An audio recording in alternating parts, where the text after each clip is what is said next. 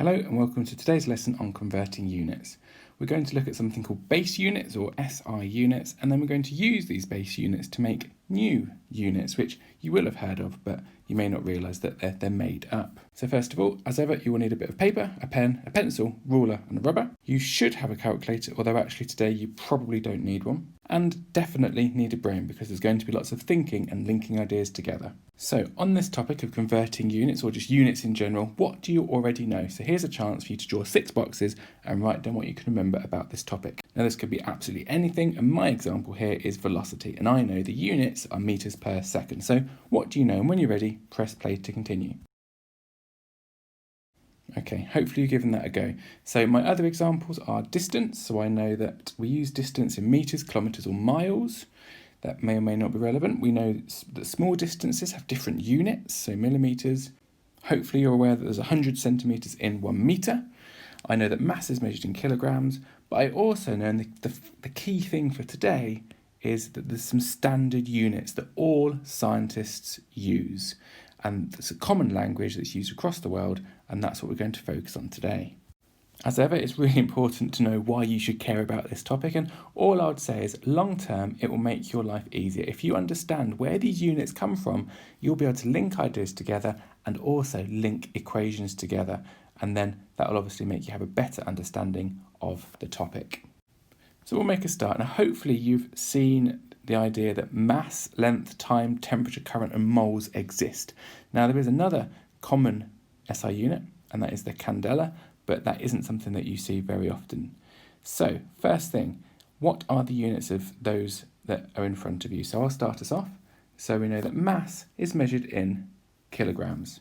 So if you can now have a little think, what's length, time, temperature, current and moles measured in? And then when you're ready, press play to continue. So I mentioned mass is in kilograms, but length is in meters. Hopefully you got that one right. Time we tend to measure in seconds. We can measure it in minutes and hours and days and years, etc. But the base unit that we use most commonly is seconds. Temperature, now that's a tricky one. Generally speaking, we do use Celsius or degrees Celsius, degrees C, but the official term is Kelvin, measured by the unit K there. But for now, we'll continue with degrees C. Current is the ampere or amps, and that's capital A, and then moles is MOL. Now the purpose of this, each of these are the building blocks of science. They make up every single equation, even if we do not use them and it's not obvious. And as I've written at the bottom, what it does is it allows for an unlimited number of other units. Everything derives from these units that are in front of you. So let's start with an example. So I've drawn here a square, and we know that this might be 1 metre that way, so it's 1 metre that way. So we've got an area of 1 metres squared. Now the base units, metres, and now we're turning 2 base units into another type of unit, and this type of unit we would say is metres squared. So that's it in its simplest form. Let's look at some more tricky examples. So let's look at the equation for velocity. Now hopefully you're aware that the equation is velocity equals distance travelled divided by the time taken. So now if we think about units, well, distance is measured in metres, time is measured in seconds, so M and S, so our unit for velocity is metres per seconds or metres/seconds.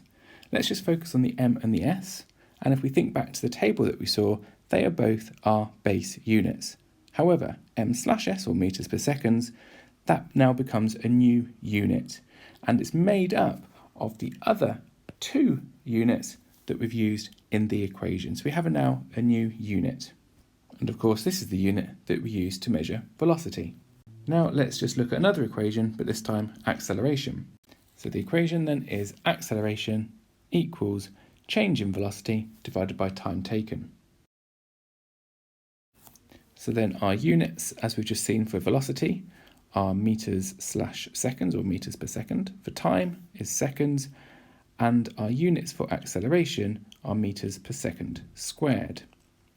So if we just focus in on the velocity, metres and seconds, what we have are the base units of metres and the base units of seconds. So velocity is made up of base units, metres and seconds. The time taken is already a base unit, And our acceleration, meters in seconds, is our new unit for acceleration. In other words, it's our new type of unit made up of our base units. So the next example is for momentum, and this is the last one of the simple ones before we look at them in slightly more challenging circumstances. So if we start with the equation, as ever, momentum equals mass multiplied by velocity. And now if we start looking at the units, well, mass, the base unit is kilograms. Velocity, we know that's meters per second. So meters in second are our base unit. And because mass and velocity are multiplied, all we need to do is put kilograms and meters per second together. So our units here, kilograms are a base unit, meters base unit, and seconds are also a base unit. Job done. Okay, I said they were going to get a bit more challenging. Well, here's the first one, work done. But as ever, let's start with the equation. So our equation for work done equals force multiplied by distance. So our unit for force, well, that isn't a base unit, so I'm going to put a question mark there. Distance is in meters. So let's think more about force. Well, this is when it gets tricky. We know that force equals another equation. It equals mass multiplied by acceleration. And if you didn't know that, this is why learning equations is really important. Mass is in kilograms and acceleration is meters per second squared. We've just seen that. So now all we do is we put the equations together. So for force, we write that, and then for distance, we can write that. However, that's always a mouthful. If we gave the unit for work done as kilograms meters per second squared times meters, then would be a long time doing a lot of things. So what we do is we sometimes simplify things. So we use our base units to then make new units. In this case, work done is a type of energy, so that's measured in joules. Pressure is another example. So again, we start with the equation. So pressure equals force divided by area. So force has the unit of newtons, or we would say, if we're looking at base units, mass times acceleration, which we then said mass was measured in kilograms and acceleration meters per second squared. And area is meters squared. Now this is where it might get a little complicated. So kilograms and meters per second squared divided by meters squared. And because we have meters and meters, one of them will cancel through. So it's kilograms per second squared per meter. Now of course that's quite a mouthful. And there are other alternatives as well, just to confuse us. There's newtons and meters squared, so another unit for force divided by area is newtons per meter squared for pressure, or yet another unit that you could use is the Pascal PA. So to be clear, in this example, there are 3 different units that you could use as an answer for pressure. There's the base unit form that cancels down in black.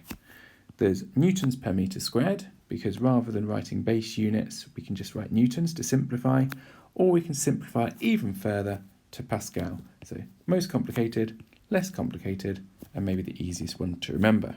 Our final example today is resistance. So again, we'll start with the equation. Now, whilst I'm writing this, what I would say is this is tricky, and this is made of many different equations in order to work out the base unit for resistance. So resistance equals potential difference divided by current. But of course, potential difference doesn't have a base unit, although current does, because that's measured in amps. So potential difference, we need another equation for that. Now, the one to use, and again this is with practice, is potential difference equals energy divided by charge.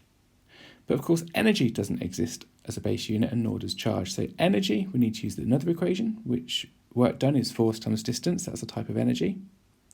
But of course, force isn't a base unit, so we then need to use mass times acceleration. Charge, that isn't a base unit either, but there is another equation that's linked to that, and charge equals current times time, and that's where we get to our base units. So if we look at the units and we try to simplify, so we start with mass times acceleration, kilograms and meters per second squared, multiplied by distance. That gives us our energy, divided through by current times time, and then all of that needs to be divided through by current. This is tricky. But of course, that would be ridiculous if we use that as the unit. So rather than doing that, what we use in science is not the base unit, we simplify it, and our unit for resistance is omega, the Greek letter. Now, if you followed that, that's excellent. Some of you may need to watch that over again, but either way, well done for sticking it out. So it's safe to say that there are some rules to follow when trying to work out what the SI or base units are. So first of all, write down the equation, and then from that, write down the base units that you can see or that you know. Once you've done that, you may need to then think of other equations that you need to use. So you need to choose other equations, ideally from memory, so that you can then plug those in and then further simplify by putting in even more base units. And then in some instances you may have to start again and choose another equation and then write down those base units like you saw in that really tricky example just now. But either way, what you absolutely must do is learn your equations. They are so important in everything that you do in this subject, and by knowing the equations, that's going to make you more fluent in the language and then being able to find the correct answers. Now, a lot of this may seem a complete waste of time, but as I said right at the start, these are the building blocks of the subject. And as you saw, we don't always use the base units for things. So things like joules, we just write a capital J. For pressure, we can write newtons per metre squared, or we just write pascals. But either way, you need to be able to write down the correct unit. And it might be that you want to remember all of the joules and pascals, etc. Or another option, if you are stuck, is to go down the base unit route. So to end with, on the left you've got the units and the quantities, and your task is to have a go at writing down what the base units are for work done for kinetic energy, for force, mass and acceleration, but also weight. Now what I would say is weight is a type of force, mass is mass, and acceleration and gravitational field strength are the same. So a clue for that one is this one is meters per second squared, just like acceleration. And finally, I'd like you to have a look at gravitational potential energy and looking at the units. Now in theory, you can check that you're right because you know what work done units are.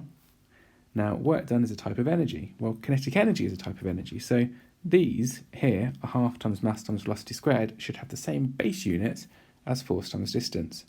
And likewise, gravitational potential energy is a type of energy. So mass times height times gravitational field strength should also have the same units as you've done before. So a little task for you to have a go at, one that you can check if you're right or not, but hopefully you will be. Take it step by step and good luck.